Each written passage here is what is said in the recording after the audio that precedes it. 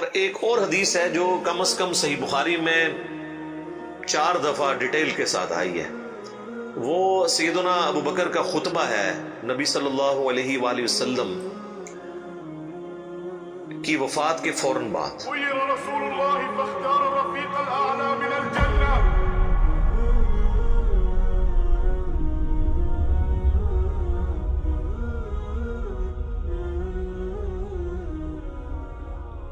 اس کے اوپر میری الگ سے بھی کئی ایک ویڈیوز ریکارڈڈ ہیں جس میں نے وہ احادیث ڈسپلے بھی کی ہیں صحیح بخاری کے اندر، کہ جب نبی صلی اللہ علیہ وآلہ وسلم کی وفات ہوئی تو سیدنا ابو بکر جو ہے وہ حجرہ عائشہ میں داخل ہوئے، چونکہ محرم بھی تھے، اور اس حال میں کہ انہوں نے دیکھا کہ مسجد میں جھمگٹا لگا ہے اور سیدنا عمر جو ہے وہ تلوار اٹھائے کھڑے ہیں کہ جو کوئی کہے گا کہ محمد صلی اللہ علیہ وآلہ وسلم دنیا سے جا چکے ہیں تو میں اسے قتل کر دوں گا۔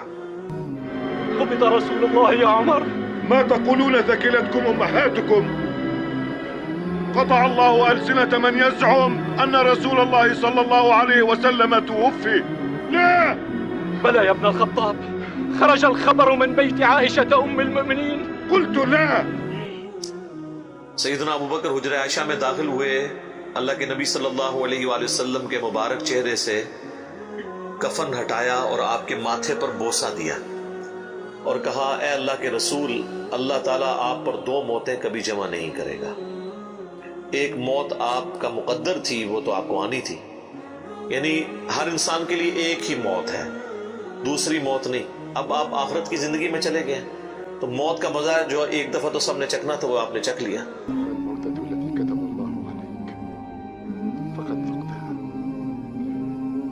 تصيبك موتة بعدها أبدا۔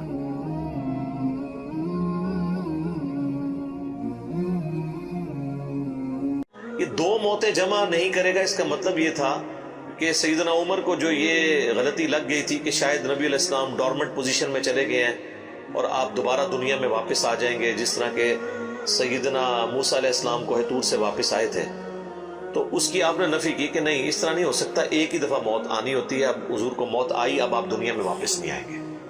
سورۃ الواقعہ میں سورہ یاسین میں واضح موجود ہے کہ جو دنیا سے چلا گیا وہ واپس نہیں آئے گا۔ اور اس کے بعد سیدنا ابو بکر، صحیح بخاری کے الفاظ ہیں، مسجد نبوی میں آئے اور دیکھا کہ سیدنا عمر کے گرد لوگ جمع ہیں، تو وہ سیدھا ممبر پہ چڑھے اور کہا عمر کو اس کے حال پہ چھوڑ دو، یعنی اس وقت حضرت عمر کو یعنی سمجھانے کی لوگ کوشش کر رہے تھے، تو انہوں نے کہا ان کو چھوڑ دیں، آپ میری طرف متوجہ۔ چونکہ سیدنا ابو بکر کا ایک مرتبہ اس حوالے سے سیدنا عمر سے بھاری تھا، لوگ ان کی طرف متوجہ ہوئے، تو انہوں نے ممبر پر چڑھتے ہی پہلا جملہ حمد و ثنا کے بعد جو بولا وہ پاکستان کے قانون 295C میں کروڑوں لوگ شاید اسے گستاخانہ جملہ سمجھتے ہیں، اگر ان کو پتہ نہ ہو کہ یہ سیدنا ابو بکر کا خطبہ ہے۔ ہم نے سوشل ایکسپیریمنٹ بھی کیا اس پہ، کسی کو بتایا کہ بھئی یہ دیکھیں، اگر کوئی شخص یہ کہے کہ جو شخص محمد کی عبادت کرتا تھا وہ جان لے کہ محمد مر چکے ہیں، اور جو اللہ کی عبادت کرتا ہے وہ جان لے کہ اللہ زندہ ہے، اسے کبھی موت نہیں آئے گی، تو آگے سے جواب سننے کو ملا یہ کون گستاخ ہے جس نے یہ بات کی ہے؟ کوئی بھی نہیں، حضور کی تو عبادت کوئی بھی نہیں کرتا ہے، کون بھی جملے بنا دو۔ تو ہم نے بتایا یہ بخاری شریف میں کم از کم 4 جگہ موجود ہے، وما محمد الا رسول، تو قرآن میں آیا نا۔ صحیح بخاری میں حضرت ابو بکر کے خطبے کے الفاظ یہ ہیں، من کان یعبد محمدا فان محمدا قد مات، جو کوئی بھی تم میں محمد کی عبادت کرتا تھا تو جان لے کہ محمد مر چکے، مات کے الفاظ ہیں۔ فإنه من كان يعبد محمدا فإن محمدا قد مات۔ وَمَن يَعْبُدُ اللَّهَ، اور جو کوئی اللہ کی عبادت کرتا ہے یا کرے گا، مضارع کا صیغہ استعمال ہوا ہے، فَإِنَّ اللَّهَ حَيٌّ لَا يَمُوتُ، تو بے شک اللہ تعالیٰ زندہ ہے، اسے کبھی موت نہیں آئے گی۔ تو یہ خطبہ آپ نے یعنی پڑھا، اور پھر اس کی دلیل میں سیدنا ابو بکر نے قرآن کی یہی آیت تلاوت کی، سورہ آل عمران آیت نمبر 144، اور امام بخاری نے کتاب التفسیر چیپٹر جو قرآن کی تفسیر کا لکھا ہے صحیح بخاری کے اندر، اس آیت کو انہوں نے ہیڈنگ بنا کے یہ حضرت ابو بکر کا خطبہ نقل کیا ہے۔ وما محمد الا رسول قد خلت من قبله الرسل افإن مات او قتل انقلبتم على اعقابكم. محمد تو نہیں مگر ایک رسول، اگر یہ مر جائیں یا قتل کر دیے جائیں تو کیا تم دین سے الٹے قدم پھر جاؤ گے؟ وما محمد إلا رسول قد خلت من قبله الرسل أفإن مات أو قتل انقلبتم على أعقابكم ومن ينقلب على عقبيه فلن يضر الله شيئا وسيجزي الله الشاكرين. اور جو کوئی دین سے الٹے قدم پھرے گا تو اللہ کا کوئی نقصان نہیں کرے گا، اور اللہ تعالیٰ ثابت قدم رہنے والوں کو جزا دے گا، جو شاکرین ہوں گے، شکر گزاری کی روش اختیار کرنے والے. پھر آپ نے اگلی ایک اور آیت تلاوت کی، سورہ الزمر کی آیت نمبر 30. انک میت و انہم میتون، اے نبی بے شک تمہیں بھی مرنا ہے اور تمہارے مخالفین کو بھی مرنا ہے. وہ آیت بھی آپ نے تلاوت کی. تو آپ اندازہ کریں کہ یعنی صحابہ کرام جو ہیں وہ اپنی بات کی دلیل میں قرآن سے آیات پیش کیا کرتے تھے. وہ کہتے ہیں ساڑھے خلاف آیتاں پڑھ دینے جی قرآن تو بھئی قرآن اگر تھوڑے خلاف آیت ہے نا تو تھی مسلمان نہیں ہو، کیونکہ مسلمان تو وہ ہوتا ہے کہ جو قرآن کے مطابق ہو، نہ کہ یہ کہ اس کے عقیدوں کے خلاف قرآن میں آیت آ جائے. تو اگر کوئی کہہ رہا ہے ساڑھے خلاف آیتاں پڑھتا ہے تو سمجھ لو کہ پھر تھی تو کافر ہی ہوئے نا. مسلمان کے خلاف تو قرآن کی آیت نہیں پڑھی جا سکتی نا. اگر آپ کا وہ عقیدہ ہے تو آپ کے خلاف کہاں سے ہوگی؟ تو صحابہ کرام دیکھیں کہ قرآن سے دلیل پیش کیا کرتے تھے، یعنی وہ اپنی بات کی دلیل بھی قرآن سے پیش کرتے تھے. لیکن یہاں پہ ایک بڑی حیران کن چیز ہے جس کو میں نے ہی پوائنٹ آؤٹ کیا ہے. میں نے کہیں پڑھے ہوئے نہیں یہ دیکھا، حالانکہ یہ بہت ضروری تھا کہ اس چیز کو ہائی لائٹ کیا جاتا، کہ حضرت ابو بکر نے ایک فرضی جملہ کیوں بولا؟ کوئی ضرورت نہیں تھی، اور جملہ بھی ان لوگوں کے سامنے بولا کہ جن میں سے کوئی بھی رسول اللہ کی عبادت نہیں کرتا تھا. یہ لوگ ہوتے تو یہ ان کو کھڑے ہو کے کہتے ہیں تو کی اتنے تقریرہ پہ کرنا ہے، کوئی دروشی پڑھ، تو اتنے حضور دی میت ہوتے تو اتنے گستاخانہ آیتاں پڑھ رہے ہیں کہ جی جو محمد کی عبادت کرتا تھا وہ جان لے کے محمد مر چکے ہیں. ایک اتنے لکھے ہیں قرآن چ کون ہی گلا بنانے ایسی کوئی عبادت نہیں کرتے، خود سے ہی باتیں بناتے ہو. سیدنا ابو بکر نے بیسیکلی امت کو یہ میسج دیا کہ نبی اسلام کی تعلیم یہ ہے کہ آپ کو بت نہیں بنانا. اور اس پہ میں بولا کرتا ہوں کہ یہ محمد رسول اللہ صلی اللہ علیہ وآلہ وسلم کی کامیابی ہے کہ آپ نے ایسی ٹیم اپنے بعد چھوڑی ہے جو ان کی میت میں ان کے فضائل بیان نہیں کر رہی، توحید بیان کر رہی ہے. کیونکہ ان کو پتا تھا کہ محمد رسول اللہ سے بھی آلموسٹ 500-600 سال پہلے ایک شخصیت دنیا میں گزری جس کے نام پہ دنیا کا سب سے بڑا شرک ہو رہا ہے، عیسیٰ ابن مریم. نبی صلی اللہ علیہ وآلہ وسلم نے ایک دوسرا عیسیٰ ابن مریم بن جانا تھا اگر صحابہ کرام شروع میں اس معاملے کو کل نہ کرتے. اور یہ انہوں نے اپنی ذاتی اختراع نہیں تھی، یہ نبی الاسلام کی مبارک تربیت کا اثر تھا. کیونکہ صحیح بخاری میں موجود ہے، دیکھنا میری شان کو اس طرح بلند نہ کرنا جس طرح عیسیٰ ابن مریم کے ماننے والوں نے ان کو ان کی شان میں بڑھا دیا، ڈیوینٹی ان کے بارے میں کلیم کر دی. میں اللہ کا بندہ اور اس کا رسول ہوں، مجھے اللہ کا بندہ اور اس کا رسول ہی کہنا. تو دیکھ لیں سیدنا ابو بکر نے عقیدہ توحید اس وقت امت میں راسخ کیا. یہاں تو کوئی پیر کوئی بزرگ مر جاتا ہے نا تو اس کی شان میں نغمے بنا لیے جاتے ہیں. یہ بھی دیکھ لیں آپ، کل خادم رضوی صاحب کی ڈیتھ کے اوپر وہ کسی نے راتوں رات بیٹھ کے ترانہ بھی لکھ لیا ہے، اور وہ ترانہ انہوں نے بڑے اچھے انداز میں اس کو گا بھی دیا ہے، اور ان کی میت کے اوپر وہ چل بھی رہا ہے. اور نبی علیہ السلام سے زیادہ تو کوئی تعریف کے لائق نہیں ہے نا مخلوقات میں، لیکن آپ کی میت کے اوپر کوئی درود شریف کی کوئی گھیٹیاں نہیں پڑیاں جا رہی ہیں، کوئی چادر نہیں کھلا رہی ہوئی، توحید کا خطبہ بیان ہو رہا ہے کہ اللہ کے نبی فوت ہو چکے ہیں. سیدنا عمر کے الفاظ ہیں صحیح بخاری میں، جب میں نے ابو بکر کا یہ خطبہ سنا تو میری ٹانگیں میرے جسم کا بوجھ نہیں اٹھا سکی. اچھا آپ لوگ قرآن و حدیث سنتے ہیں تو غصہ آ جاتا ہے. صحابہ قرآن و حدیث اپنے عقیدے کے خلاف سنتے تھے نا تو ان کی ٹانگیں ان کے جسم کا بوجھ نہیں اٹھاتی تھی. وہ اتنے پشیمان ہوتے تھے کہ میں غلط کانسیپٹ کے اوپر ہوں، میں فوراً رجوع کروں. اور سیدنا ابو بکر کے خطبے کے بعد سیدنا عمر کہتے ہیں مجھے یقین آ گیا کہ حضور فوت ہو چکے ہیں.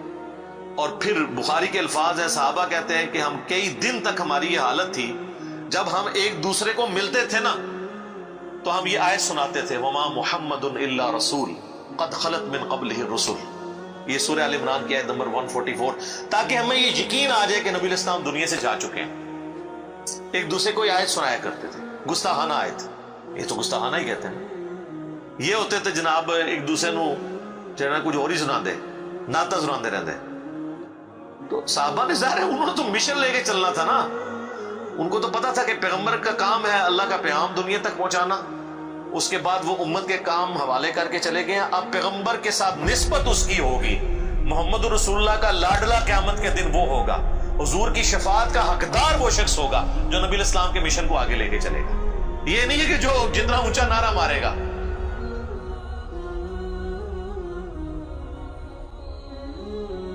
یہ چیز نہیں، ہم لوگوں نے تو اس حوالے سے بالکل کانسیپٹ جو ہے نا وہ بدل لیے ہوئے ہیں، چونکہ ہم نے قرآن پڑھا نہیں ہے، اس لیے ہمیں اندازہ نہیں ہے کہ قرآن پاک میں نبی صلی اللہ علیہ وآلہ وسلم کا سچا محب اور سچا پیروکار کس شخص کو ڈکلیئر کیا گیا ہے، جو آپ صلی اللہ علیہ وآلہ وسلم کا مددگار ہوگا ان کے دین کے بارے میں۔ یہ بڑی سخت آیت ہے جی، یقین کریں انسان ہل جاتا ہے جتنی بار اسے پڑھتا ہے۔ آیت نمبر ہے 157 اور 158۔ الذین یتبعون الرسول النبی الامی الذی یجدونہ مکتوبا عندہم فی التوراۃ، یعنی اہل ایمان کے بارے میں آ رہا ہے کہ یہ اس نبی کی پیروی کر رہے ہیں، اس نبی امی کی جس کا ذکر یہ لکھا ہوا پاتے ہیں اپنے پاس تورات اور انجیل میں۔ یأمرہم بالمعروف، جو انہیں حکم دیتے ہیں نیکی کا، وینہاہم عن المنکر، اور روکتے ہیں انہیں برائی سے، ویحل لہم الطیبات، اور حلال کرتے ہیں ان کے لیے پاکیزہ چیزیں، ویحرم علیہم الخبائث، اور حرام کرتے ہیں خبیث چیزیں، یعنی اللہ کے اذن سے وہ شریعت کا پیغام پہنچاتے ہیں۔ وَيَدَعُ عَنْهُمْ إِصْرَهُمْ وَالْأَغْلَالَ الَّتِي كَانَتْ عَلَيْهِمْ، اور جو بوجھ ان پر پڑ چکے تھے، جو ان کے گلوں میں توق تھے، جو خود ساختہ ایک قسم کی شریعت اڈاپٹ کر لی تھی، وہ ان سے دور کرتے ہیں۔ فَالَّذِينَ آمَنُوا، پس جو ان پر ایمان لائے، بِهِ، اس کے اوپر جو ان کے ساتھ نازل ہوا، وَعَزَّرُوا، اور ان کی عزت کرے، وَنَصَرُوا، اور ان کی مدد کرے، وَاتَّبَعُوا النُّورَ الَّذِي أُنزِلَ مَعَهُ، اور اتباع کرے اس نور کی جو ان کے ساتھ نازل ہوا، یعنی قرآن۔ اولئک هم المفلحون، یہی لوگ ہیں جو کہ فلاح پانے والے ہیں۔ یعنی اللہ تعالیٰ فرما رہا ہے کہ نبی صلی اللہ علیہ وآلہ وسلم کا سچا امتی کون ہے؟ جو کہ ایمان لے کر آئے ان پر، اس کے بعد ان کی عزت کرے۔ یہ تو دونوں آسان کام ہے، ایمان بھی لاتے ہیں لوگ، عزت ضرور سے زیادہ کر رہے ہیں۔ ظاہر ہے کہ جب یہ کہیں کہ خدا کا پکڑا چھڑائے محمد، محمد کا پکڑا چھڑا کوئی نہیں سکتا، غلوف کر رہے ہیں۔ رسول اللہ کے سامنے یہ کوئی جملہ بول سکتا ہے؟ اللہ جس کو پکڑ لے گا نا، نبی الاسلام اس کو چھڑوائیں گے نہیں، نبی الاسلام چھڑوائیں گے اس کو جس کو چھوڑنے کا اللہ اذن دے گا۔ دھونس کے ساتھ کوئی کسی کو نہیں چھڑوا سکتا، شفاعت بالاذن ہے۔ ہر دفعہ نبی علیہ السلام جا کے سجدہ کریں گے اور اللہ تعالیٰ اذن عطا فرمائے گا اور مقرر کرے گا تعداد کہ اتنے لوگوں کو جن کا ایمان اس لیول کا ہے ان کو نکال لیں، جن کا ایمان اس لیول کا ہے ان کو نکال لیں۔ نبی علیہ السلام اپنی مرضی سے کچھ نہیں کر سکتے، یہ تو عقیدہ ہی گستاخانہ ہے۔ تو اللہ تعالیٰ ہمارا ایمان لاؤ اس نبی کے اوپر، عزت کرو، وَنَصَرُوا، اور مدد کرو ان کی کاز میں، ان کے مشن میں، وَاتَّبَعُوا النُّورَ الَّذِي أُنزِلَ مَعَهُ، اور اتباع کرو اس نور کی جو ان کے ساتھ نازل ہوا، یعنی قرآن۔ اولئک هم المفلحون، ایسے لوگ ہیں فلاح پانے والے، یہ لوگ فلاح پائیں گے۔ تو فلاح کے لیے صرف ایمان لانا ضروری نہیں ہے، بلکہ رسول اللہ کی مدد بھی کرنی ہے، آپ کی عزت اور تعظیم کے ساتھ آپ کی مدد اور قرآن کی پیروی۔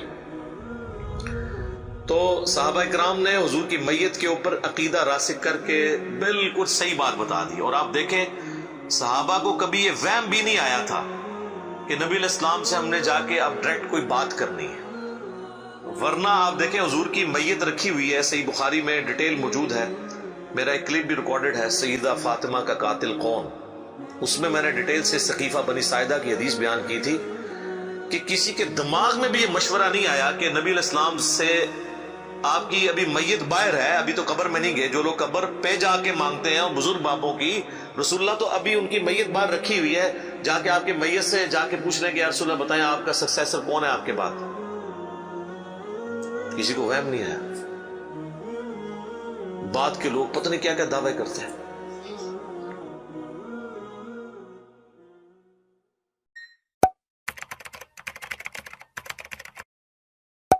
کاش میں دور پیمبر